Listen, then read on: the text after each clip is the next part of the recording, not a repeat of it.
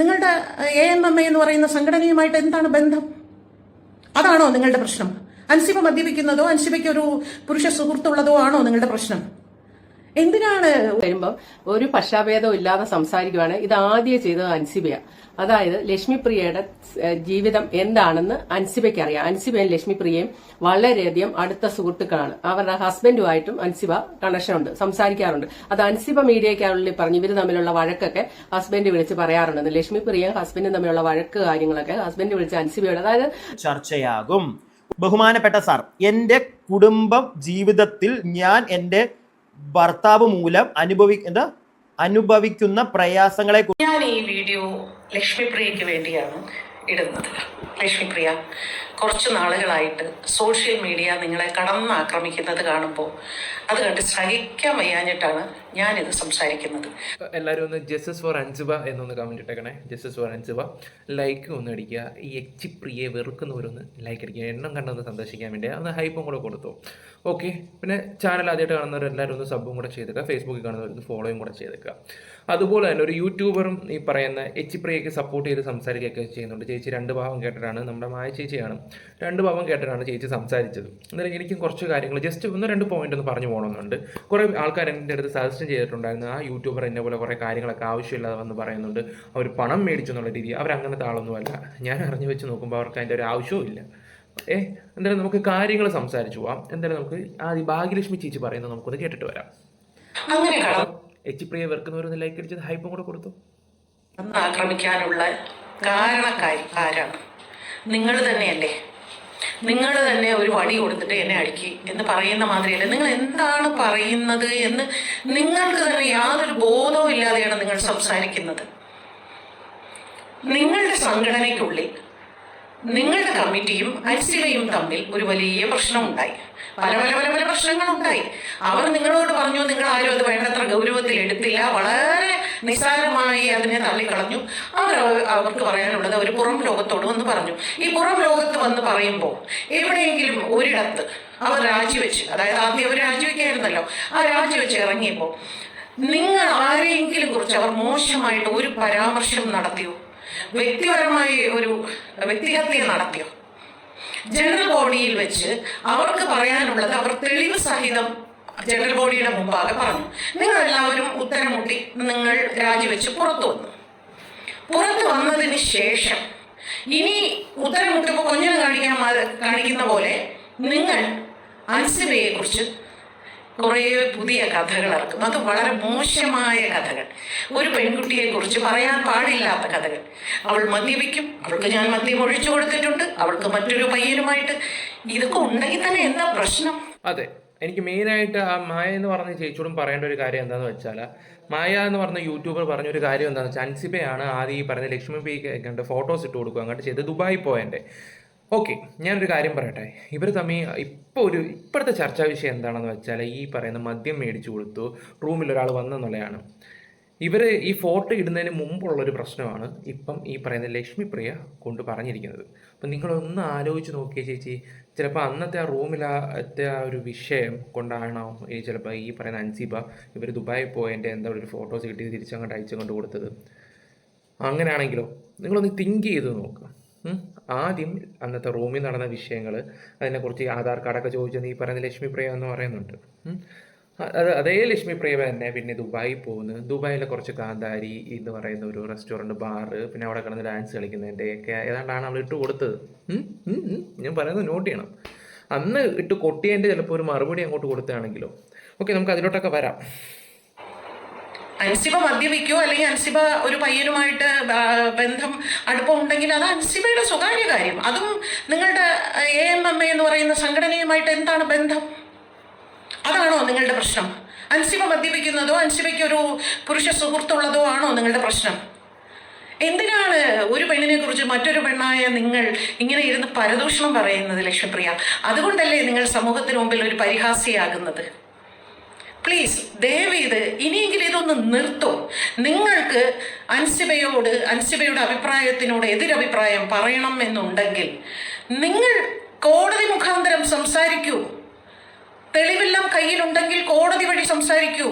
അതല്ലാതെ സോഷ്യൽ മീഡിയയിൽ വന്നിരുന്ന് ഒരു പെൺകുട്ടിയെക്കുറിച്ച് ഒരു കഥകൾ ഇറക്കി വിടരുത്. ഉള്ളതോ ഇല്ലാത്തതോ എന്തുമായിക്കോട്ടെ, ഒരാളെ കുറിച്ച് സ്വകാര്യമായി സ്വകാര്യ ജീവിതത്തെക്കുറിച്ച് ഇത്തരം പരാമർശം നടത്തുമ്പോൾ ഈ 2026 ആരും ആ പെൺകുട്ടിയെ തെറ്റിദ്ധരിക്കില്ല. ആ കാലമൊക്കെ കടന്നുപോയി. അത്തരം കുലസ്ത്രീ പരിവേഷമൊക്കെ എന്നേ കടന്ന് സ്ത്രീകൾ ഒരുപാട് മുൻപോട്ട് വന്നു. ലക്ഷ്മിപ്രിയ, ദയവ് ചെയ്ത് അത് മനസ്സിലാക്കൂ. അതുകൊണ്ട് അൻസിബയോട് സംസാരിക്കണമെങ്കിൽ നിങ്ങളുടെ സംഘടനാപരമായ കാര്യങ്ങൾ നിങ്ങൾ ഒരു അഭിമുഖത്തിൽ കൂടെയോ നിങ്ങളുടെ സോഷ്യൽ മീഡിയയിൽ കൂടെയോ നിങ്ങൾ സംസാരിക്കൂ. അല്ലാതെ അൻസിബയുടെ സ്വകാര്യ ജീവിതത്തെ കുറിച്ച് നിങ്ങൾ സംസാരിക്കരുത്. അതിന് അധികാരം നിങ്ങൾക്കില്ല. അത് നിങ്ങൾ സംസാരിക്കും തോറും സമൂഹത്തിന് മുമ്പിൽ നിങ്ങൾ പരിഹാസിയാകും. സമൂഹം നിങ്ങളെ ആക്രമിച്ചുകൊണ്ടേ. നാറി, ശരിക്കും നാറി എന്ന് തന്നെ പറയാം. ആ ഒരു പ്രൊമോ മെനഞ്ഞാന്ന് വന്നു. ഇന്നലെ ഒരു രാത്രി തന്നെ തോന്നുന്നു ഇൻ്റർവ്യൂ കൂടെ വന്നിട്ടുണ്ടായിരുന്നു. വന്ന് കണ്ട് കഴിഞ്ഞപ്പോഴത്തേക്ക് നാറിയെന്ന് തന്നെ വേണമെങ്കിൽ പറയാം. ഇപ്പം ആൾക്കാർ ഇവരെ എന്താ പറയുക, കളിയാക്കിക്കൊണ്ടിരിക്കുക. ഇപ്പം ഇവർ എല്ലാവരും പറയുന്നൊരു കാര്യം എന്താണെന്ന് വെച്ചാൽ അൻസിബയാണ് മെസ്സേജ് അയച്ചത്, അൻസിബയാണ് ഇവരുടെ കുടുംബം കലക്കാൻ നോക്കിയെന്ന്. സംഭവം വേറെ ഒന്നുമല്ല, അന്നത്തെ ദുബായിലെ ആ റൂമിൻ്റെ വിഷയമായിരിക്കാം. എന്നിട്ട് വലിയ ഉപദേശങ്ങളൊക്കെ കൊടുത്തു കാണും. അതേ ടീം തന്നെ ദുബായി ചെന്ന് കാണിച്ച് ചിലപ്പോൾ ഇട്ട് കൊടുത്ത് കാണുമായിരിക്കും. പറഞ്ഞു മനസ്സിലായോ? മറ്റുള്ളവരെ ഉപദേശിക്കാൻ ഭയങ്കര ഇതായിരിക്കാം. എന്നിട്ട് അത് ചേച്ചി വളച്ചൊടിച്ച് എൻ്റെ ഭർത്താവ് അറിഞ്ഞു, എൻ്റെ ഭർത്താവ് എൻ്റെ മെസ്സേജ് കണ്ടു, അങ്ങനെയാണ്. ഈ ലക്ഷ്മിപ്രിയയുടെ ഫോൺ ലോക്കല്ലേ, ചിലപ്പം എന്തായാലും ഭർത്താവ് കാണുമായിരിക്കുമല്ലോ. നമ്മൾ അതിനെക്കുറിച്ചൊന്നും പറയുന്നില്ല. എന്തായാലും ഭർത്താവായിട്ട് എപ്പോഴും വഴക്ക്, അടി പ്രശ്നങ്ങൾ കാര്യങ്ങളൊക്കെ ഇവർ പോലീസ് സ്റ്റേഷനിൽ കംപ്ലയിൻറ്റ് കൊടുത്തുക. അതേ ഭർത്താവിൻ്റെ ഇവർ ഫോൺ കൊടുക്കൂ. എനിക്ക് ഭയങ്കര ഡൗട്ട്. പ്രത്യേകിച്ച് ഈ ലക്ഷ്മിയുടെ ഒരു ക്യാരക്ടർ വെച്ച് നോക്കുകയാണെങ്കിൽ ഒരു ഫോൺ പോലും കൊടുക്കാത്ത ടീമാണ്. ഞാനിപ്പോൾ ഇത് മെയിനായിട്ട് പറയാനുള്ള കാര്യം എന്താണെന്ന് വെച്ചാൽ, നമ്മുടെ ഈ ഒരു യൂട്യൂബറുണ്ട് മായ എന്ന് പറയുന്ന ആ ചേച്ചി വന്നിട്ട് കുറച്ച് കാര്യങ്ങൾ ഫുൾ ഇരുന്ന് കണ്ടിട്ട് ചേച്ചിയുടെ അഭിപ്രായങ്ങൾ പറയുന്നുണ്ട്. എന്തായാലും നമുക്ക് അഭിപ്രായങ്ങളൊക്കെ കുറച്ച് കാര്യങ്ങളൊക്കെ ഒന്ന് കണ്ടിട്ട്, ചേച്ചി മായ ചേച്ചി എനിക്ക് തോന്നുന്നു ലക്ഷ്മിപ്രിയ കൊടുത്ത കംപ്ലയിൻറ്റിൻ്റെ റിപ്പോർട്ടും കാര്യങ്ങളൊക്കെ ചേച്ചി ഒന്ന് വായിച്ച് നോക്കി കുറച്ചും കൂടെ കാര്യങ്ങൾ മനസ്സിലാക്കാൻ പറ്റും. പിന്നെ ഇതൊക്കെ സോഷ്യൽ മീഡിയ വന്ന് പറഞ്ഞ ആരാണ്? ഇപ്പോൾ പേഴ്സണലി മെസ്സേജ് അയച്ചു, ഓക്കെ, ഇത് സോഷ്യൽ മീഡിയ വന്ന് പറഞ്ഞത് ആരാണ്? ഇതെല്ലാം സോഷ്യൽ മീഡിയ പറഞ്ഞതും അമ്മ സംഘടനയെ കാട്ടിക്കൂട്ടിയതും പിന്നെ ഇവരുടെ ഓരോ കള്ളങ്ങൾ. ഇപ്പോഴും നിങ്ങൾക്കറിയാത്ത ഒരുപാട് കാര്യങ്ങളുണ്ട്. ഇവരുടെ ഒരുപാട് കള്ളങ്ങളുണ്ട്. ഈ കള്ളങ്ങൾ, ഈ കണ്ണാടി ഞാൻ ഇവിടെ വെച്ചേക്കാം, അല്ലെങ്കിൽ ആൾക്കാർക്കൊക്കെ ഇറിറ്റേഷൻ ആവുമെന്ന് ഇങ്ങനെ പറയുന്നുണ്ട് ഞാൻ ഊരിയും മറ്റുമൊക്കെ ചെയ്യുന്നത്. ഓക്കെ, ഇവരുടെ ഈ സോഷ്യൽ മീഡിയ വന്ന കള്ളങ്ങളാണ് നമ്മൾ പൊളിച്ചൊടുക്കിക്കൊണ്ടിരിക്കുന്നത്. ചേച്ചി ഇപ്പോൾ ആ ഒരു ഇൻ്റർവ്യൂ കണ്ടിട്ട് അതിൻ്റെ അഭിപ്രായമല്ല പറയേണ്ടത്. ഈ ഒരു വിഷയം 1.5 മാസമായിട്ട് ഫോളോ ചെയ്യുന്ന ഒരു വ്യക്തി എന്ന നിലയ്ക്ക് നമുക്കും കുറച്ച് കാര്യങ്ങളൊക്കെ പറയാനുണ്ട്. ഓക്കെ, എന്തായാലും നമുക്ക് വെക്കാം. അൻസിബ വിഷയം തന്നെയാണ്. അപ്പൊ ഇന്നലെ ആ ചാനൽ ക്യാൻ ചാനൽ മീഡിയ എന്ന് പറയുന്ന ആ ചാനലിൽ ഒരു പ്രൊമോയാണ് അത് കട്ട് ചെയ്തുള്ള ഭാഗങ്ങൾ. അപ്പൊ മദ്യപിക്കാൻ പൈസ കൊടുത്തത് ഞാനാണ്, അല്ലെങ്കിൽ റൂമിൽ നിന്ന് ഒരാളെ കണ്ടു, റൂം തുറന്നപ്പോൾ ഒരാൾ അവിടെ ഇരിക്കുന്നു, ഇങ്ങനെയുള്ള കുറെ കട്ട് ചെയ്ത ഭാഗങ്ങൾ വന്നപ്പോൾ നമ്മൾ കൂടുതലും ആ വീഡിയോ ചെയ്തപ്പോൾ നമ്മൾ അതിന്റെ ഒരു അറ്റത്ത് മാത്രം കണ്ടേച്ചാണ് ആ വീഡിയോ ചെയ്യുന്നത്. അപ്പൊ ഞാൻ ചെയ്താണേലും നിങ്ങൾ ഇങ്ങോട്ട് കമന്റ് ഇട്ടാണേലും ആ ഒരു ഭാഗം മാത്രം കണ്ടിട്ടാണ്. അത് കാണുമ്പോഴത്തേനും നമുക്ക് കൂടുതലും ചോദിക്കാൻ തോന്നിയത് എന്താണ്, അൻസിബയുടെ പേഴ്സണൽ വിഷയമാണത്. കല്യാണം കഴിക്കാത്ത ഒരു കൊച്ചാണ്, അത് ആരുടെ കൂടെയും പോയെടുത്ത് അതെടുത്ത് ചളിവാരി എറിഞ്ഞ് അതിനെ നാണം കെടുത്താൻ എന്തിനാണ് ലക്ഷ്മിപ്രിയ ശ്രമിക്കുന്നത്? അത് ശരിയല്ല. ആ പെൺകുട്ടി ഒരു കല്യാണം കഴിച്ചാൽ ഇതൊന്നും അല്ലല്ലോ നടത്തുന്നത്, അത് കല്യാണം കഴിക്കാത്ത കൊച്ചല്ലേ, അത് അതിന്റെ ഇഷ്ടത്തിന് പോയി ജീവിക്കട്ടെ. പിന്നെ മദ്യപാനം എന്ന് പറഞ്ഞാൽ അതിപ്പോ ഒന്ന് ആരും ചെയ്യാത്തല്ലോ, സിനിമാ ലോകത്ത് പണ്ടേ ചെയ്യുന്നത്. ഇങ്ങനെയൊക്കെയാണ് നമ്മളുടെ കമന്റും ഞാൻ സംസാരിച്ചതും അങ്ങനെയൊക്കെ തന്നെയാണ്. അങ്ങനെ അതിനെ ഫസ്റ്റ് കാണുമ്പോൾ നമുക്ക് വിലയിരുത്താൻ സാധിക്കുള്ളൂ. ഇന്നിപ്പോ ഇതിന്റെ ഫുൾ വീഡിയോ വന്നിട്ടുണ്ട്. അപ്പൊ ലക്ഷ്മിപ്രിയ സംസാരിക്കുന്ന ഫുള്ള് ഞാൻ ക്ഷമയോടെ ഇരുന്ന് മുഴുവൻ കേട്ടു.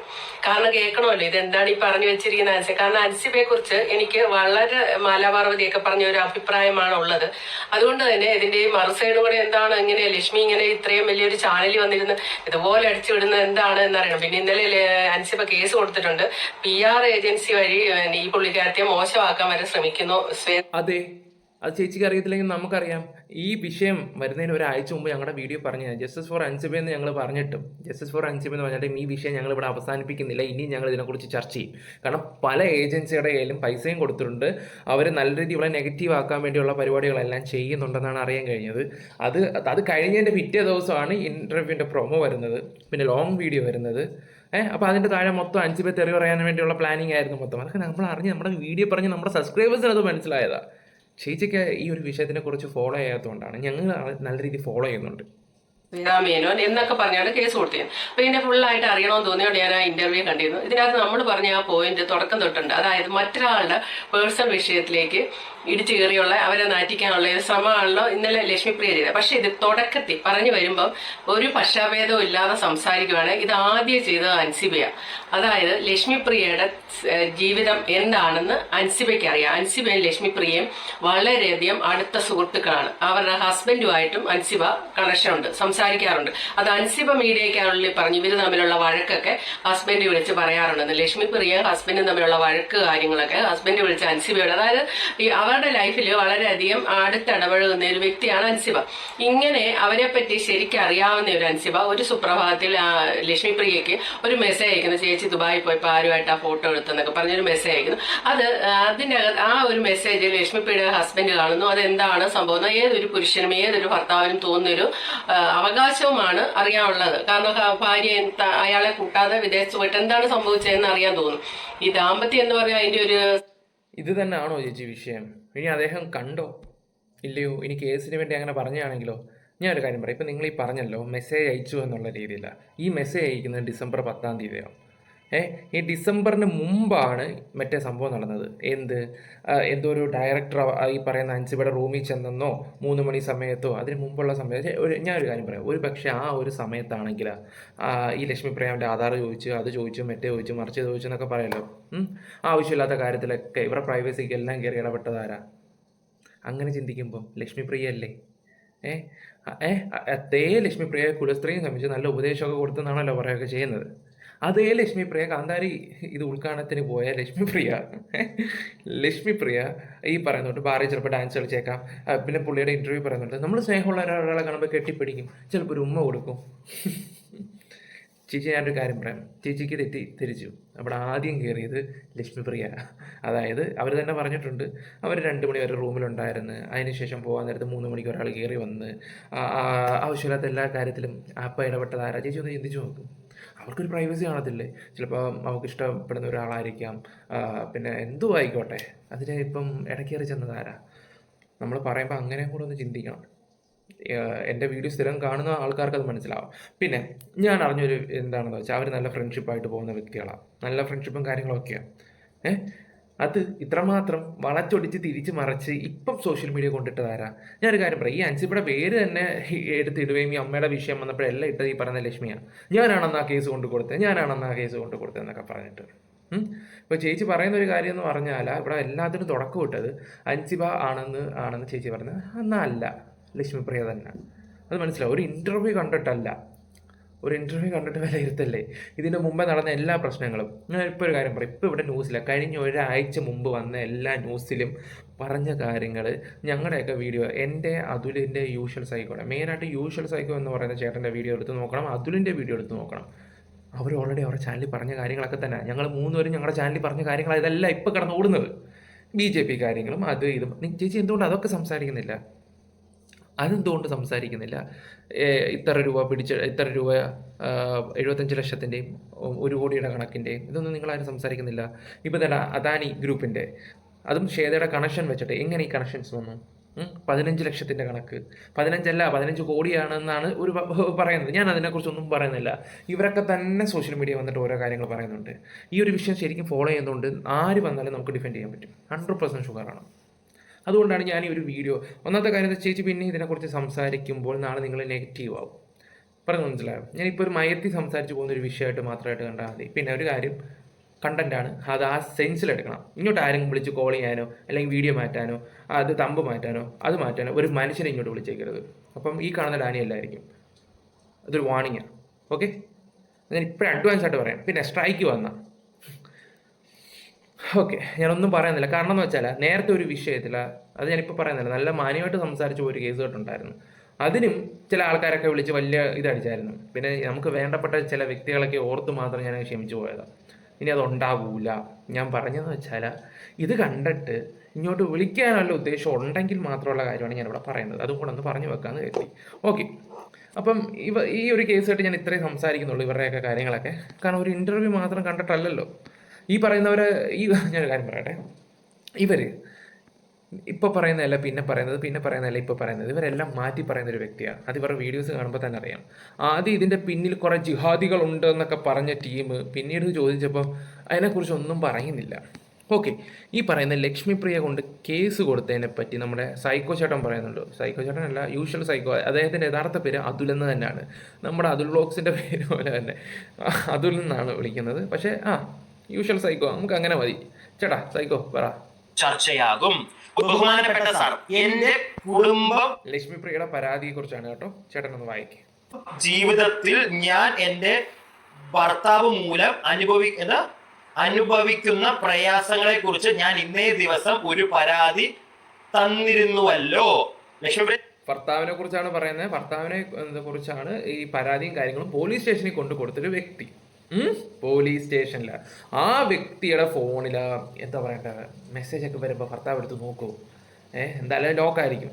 ഞാൻ ഒരു കാര്യം, പോലീസ് സ്റ്റേഷൻ വരെ ഒരു കേസ് പോവുകയാണെങ്കിൽ എങ്ങനെ പോയാലും നല്ല ഡിസ്റ്റൻസ് ഇട്ടായിരിക്കും. ഞാനൊരു കാര്യം പറയാം, ഈ ലക്ഷ്മിപ്രിയ ഹസ്ബൻഡിൻ്റെ വിഷയങ്ങൾ ഞാൻ ഒരു വർഷം മുമ്പ് അറിഞ്ഞ കേസ് കേട്ടാ. സത്യമായിട്ടും പറഞ്ഞാൽ 1 വർഷം മുമ്പ് അറിഞ്ഞ കേസ് കേട്ടാ അത്. അപ്പോൾ എനിക്കറിയാത്. അപ്പോൾ ആ ലക്ഷ്മിപ്രിയയുടെ സ്വഭാവം വെച്ച് നോക്കുമ്പോൾ ഫോണൊക്കെ ഈ പറയുന്ന ഭർത്താവിനെ മെസ്സേജ് കാണിപ്പിക്കുന്നതാണോ നിങ്ങൾ ഈ വിചാരിക്കുന്നത്?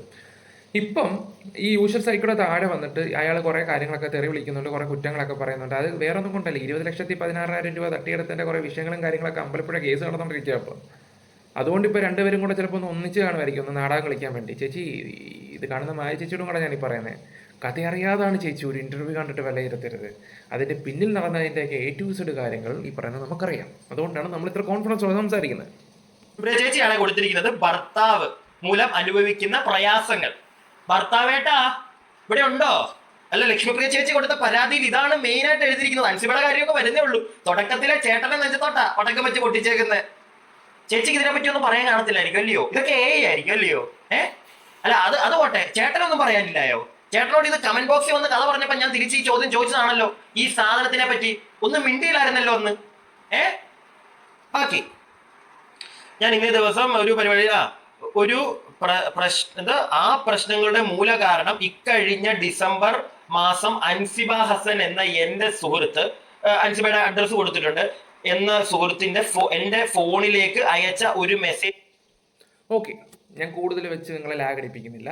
അപ്പോൾ ഏകദേശം കാര്യങ്ങളൊക്കെ എല്ലാവർക്കും മനസ്സിലായി കാണുമല്ലോ, വിവരമുള്ളവർക്ക് മനസ്സിലായി കാണും.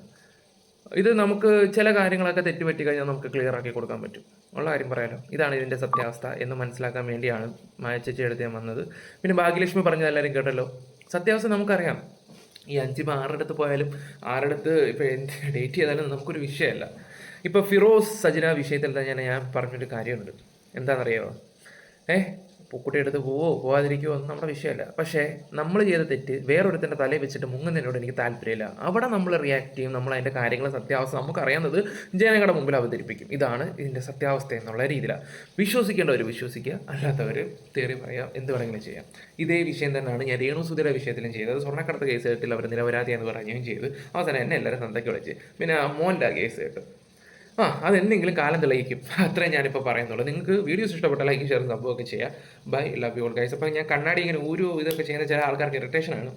എന്ത് ചെയ്യാനാ, എനിക്ക് വെക്കണമെന്നുണ്ട് വെക്കേണ്ടതെന്നുണ്ട്. ആകെപ്പാടൊരു വല്ലാത്ത അവസ്ഥയാണ്. Bye bye, love you all guys.